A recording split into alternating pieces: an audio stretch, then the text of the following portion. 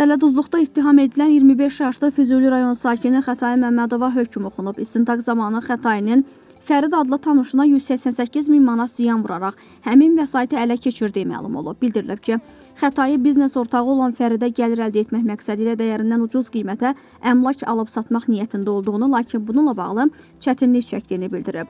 O, Fəridin etibarından sui-istifadə edərək Namiq Caniyevə məxsus olan 1 milyon manat dəyərindəki evin güya 700 minə satıldığını və onu 500 minə ala biləcəklərini deyib. Beləliklə, Xətai Fəridi Xəzər rayonu Mərdəkan qəsəbəsində yerləşən bağ evinin güya dəyərindən ucuz, yəni 500 bin manata satıldığını, pulunu hissə-hissə ödəyə biləcəyini və sonradan həmin evi daha yüksək qiymətə satıb gəlir əldə edə biləcəklərinə dair yalandan vədlər verərək aldadıb, satıcıya ödəmək adıyla həmin məbləği ondan alıb. Lakin sonradan Namiq Caniyevə 312 min manat çatdığı, 188 min manatın isə Xətai tərəfindən ələ keçirildiyi müəyyənləşib.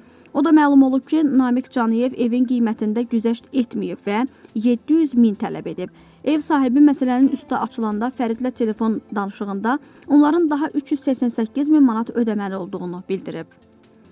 Aldadıldığını öyrənən Fərid daha sonra hüquq mühafizə orqanlarına müraciət edib. Bundan sonra Xətai həbs edilib. Onun barəsində Cinayət Məcəlləsinin 178.3.2-ci maddəsi ilə iş açılıb. Məhkəmədə zərər çəkən şəxs həbsdə olan Xətainin dəymiş zərəri artıq tam olaraq ödədiyini deyərək şikayətini geri götürüb. Bakı Ağır Cinayətlər Məhkəməsi təqsirləndirilən şəxsə 6 il müddətə azadlıqdan məhrum etmə cəzası verib. Lakin cəza şərti hesab edilib və Xətai Məmmədov azadlığa buraxılıb.